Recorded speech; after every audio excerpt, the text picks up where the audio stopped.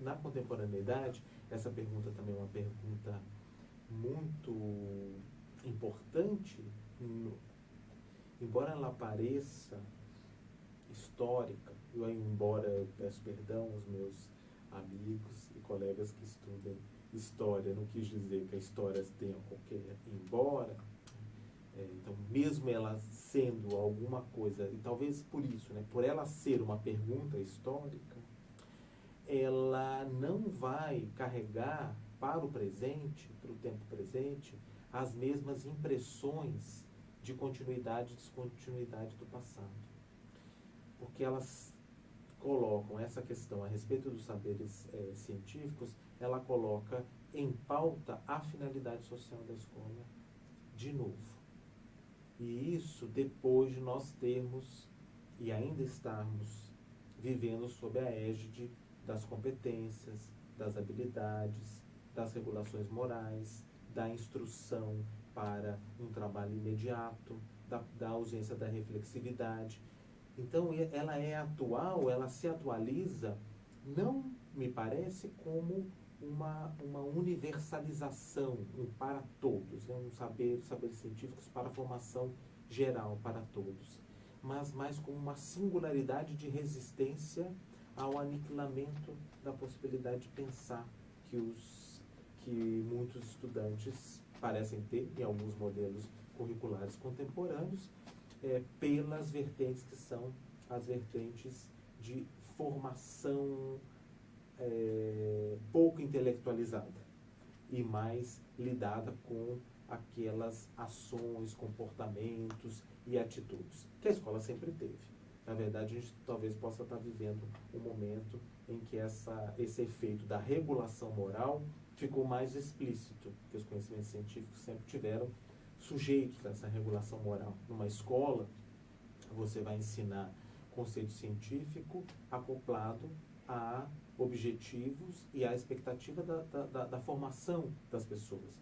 Então, ele nunca vai estar lá porque ele é um conhecimento científico. Ele tem, além de caráter da utilidade, também o caráter da especificidade, da possibilidade de ele formar as pessoas para um conceito de uma formação, de uma educação para todos. Mas o que a gente está vendo hoje, pelas discussões sobre os conhecimentos científicos, que vários teóricos do campo do currículo nacionais e internacionais têm retomado, é o que ainda poderia ser possível se continuássemos centrando e argumentando favoravelmente aos saberes científicos. O que não foi efetivamente construído de um projeto de escola para todos, que os conhecimentos científicos ainda são um pilar, né? Também eu acho que essa é uma pergunta que é em aberto.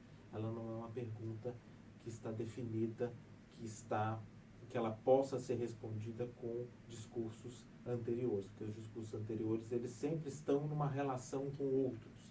Quais são os outros discursos atuais com os quais, para o campo de estudos de currículo e da educação em geral, que poderiam traçar uma conversação com os saberes científicos? São os saberes populares?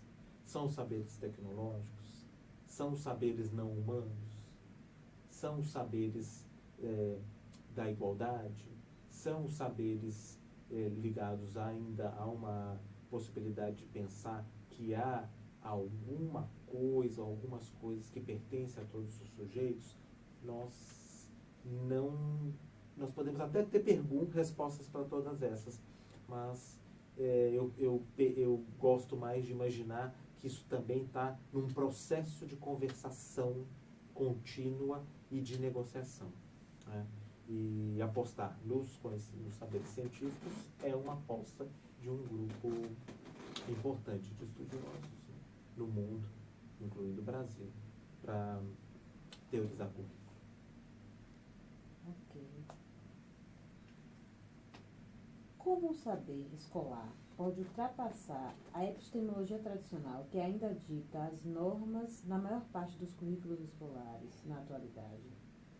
Nesse sentido, os saberes cotidianos e as narrativas implicadas podem ajudar neste processo? Só um minutinho. Quer água? Tudo bem. São duas perguntas, né? Uhum. Aí, Uma está relacionada à outra.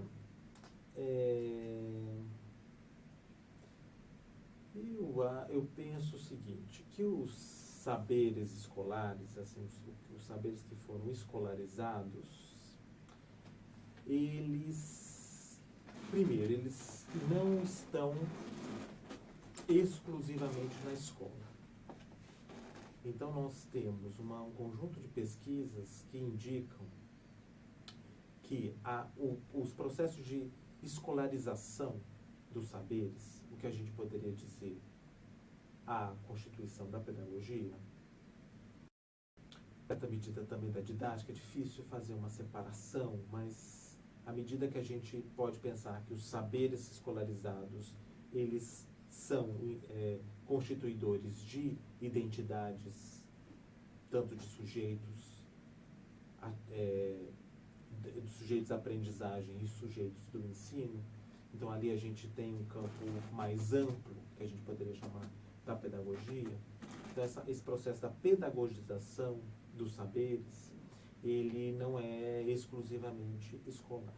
Então, a primeira pergunta é uma pergunta que, se a gente vai nesta direção, nessa primeira direção, que pode nos fazer pensar o seguinte: não há como ultrapassar.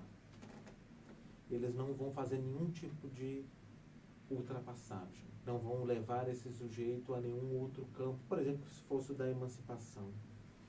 Por quê? Porque a pedagogização dos saberes é um tipo de tecnologia, e aí, por exemplo, de dispositivos, de constituição dos sujeitos, de tecnologias de subjetividade, que a gente poderia chamar de tecnologias do eu,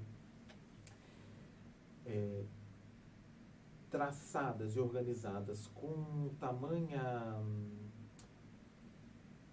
relação de poderes, que elas foram dissipadas em várias outras instituições e não instituições contemporâneas, né? Se a gente for, por exemplo, olhar para as produções midiáticas, para os locais e os ensejos de consumo, também para a afirmação do que é peculiar e do que é diferente entre as pessoas. Então, há todo por exemplo, como as próprias culturas locais, como as culturas singulares, elas também são chamadas de pedagogias culturais. Elas também elas têm esse nome. Quando você tem uma pedagogia, por exemplo, uma pedagogia griot, ou você tem uma pedagogia ribeirinha, ou você vai ter uma pedagogia com a pedagogia das comunidades afro-brasileiras, né? Ou afrodescendentes. Elas ganharam um status que é um status da escolarização que se ramifica pela vida.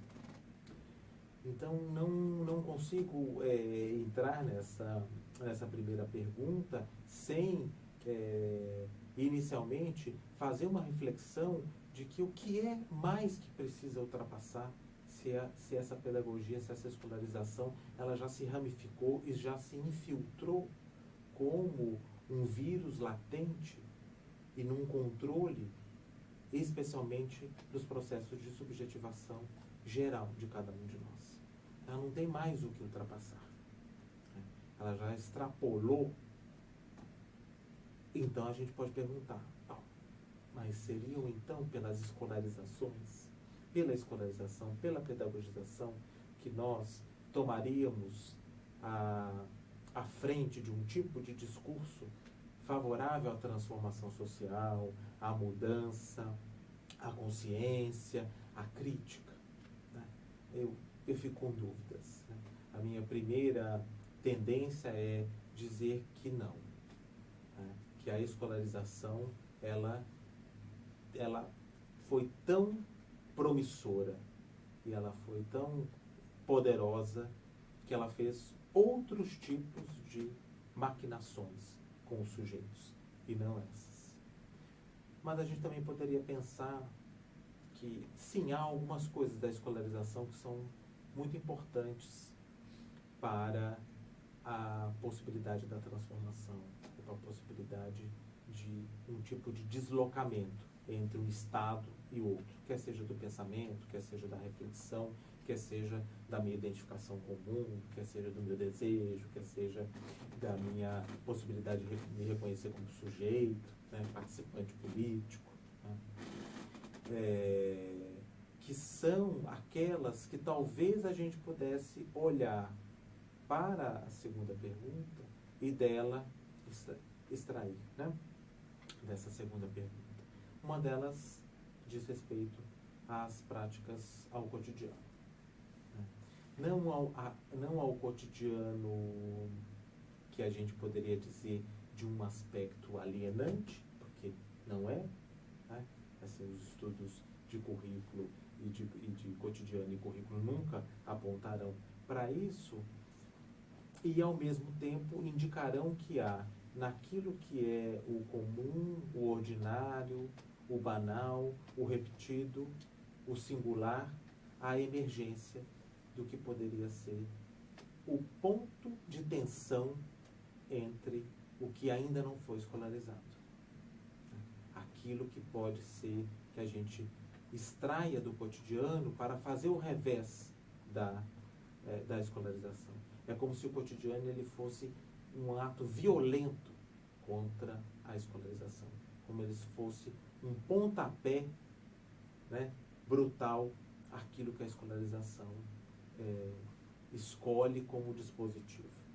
Por exemplo, a gente pode dizer isso como a alfabetização, né? ou o letramento, ou a capacidade da leitura, ou você conhecer os conceitos, né? Você pode dizer que os conhecimentos cotidianos eles sempre vão assombrar algum tipo de conhecimento instituído. Essa é uma maneira. Né? O que me faz pensar, com os estudos mais contemporâneos sobre cotidiano e currículo, é que esta violência que o cotidiano pode fazer com relação à escolarização é a violência da impossibilidade de ele ser disciplinado, a impossibilidade dele ser controlado, de ele sempre vazar, de ele nunca pertencer à escolarização. E aí isso é extremamente interessante para a gente poder aí pensar uma não escolarização que a escola possa fazer pela mediação do cotidiano e que se abra mais à liberdade. Muito legal.